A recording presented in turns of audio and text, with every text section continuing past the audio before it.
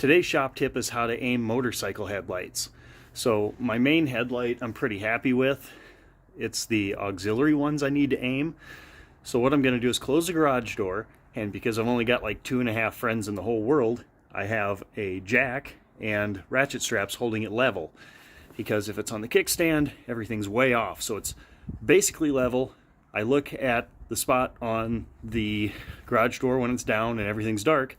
I look at the spot where my headlight is, and then I just go off to the side of that, and about the same height for these auxiliary ones. Now, they're fog and off-road use is what I use them for, so I want them kind of aimed like the low beam. If they're driving lights I wanted to light up way ahead of me, I'd flip on the high beam and then aim it where the high beam's at, or somewhere in between the low beam and the high beam. Let's close this door and I'll show you.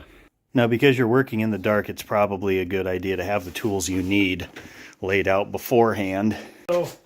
So now I've got everything on. I can tell I've got one light here, one light there, and my main headlight is right here. So you can see it's right on that rib, which is a really handy way to measure them. Crap, I forgot these changed colors. And flashed and alternated flash. Okay, so what I need to do is first I'm going to make sure they're an equal distance apart from the main headlight. Go ahead and loosen these, because this one's too close. So if you want to get real picky about it, you can use a tape measure, which my children have moved. Okay, so to get real picky about it, just kind of go from the center of the light to the center of the other light, and I'm going to put it 20 inches. So this clean spot I just made right there. So I'm going to put this centered right on the end there, and this 20 inches. That way they're the same width.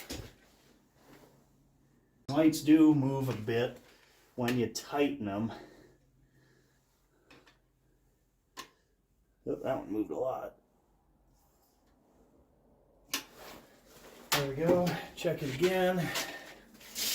About 20 inches. Yeah, about 20 inches. A little far, actually. I don't want that one too far out. And depending on which side of the road you drive on, you might want to take, like in America, obviously, drive on the right side of the road. So your left light, you might not want that out as far if you're going to be using these in traffic. I tend to put this one a little bit farther out because it's lighting up the ditch better. I've only hit, well, actually, how many have I hit? I've only hit 2 deer on motorcycles, so, you know, good track record. Now, I need to adjust them up and down because the one on the right's a little low. Another thing you might want to consider is your oncoming traffic light. You might want to put it just a little bit lower than your ditch side light, just to be kind to oncoming motorists if you're going to keep them on in traffic. I use them during the day because it helps people see me, but at night I generally flip them down, flip them off when traffic's coming, just to be polite. Also, changes in light help people see a little better too.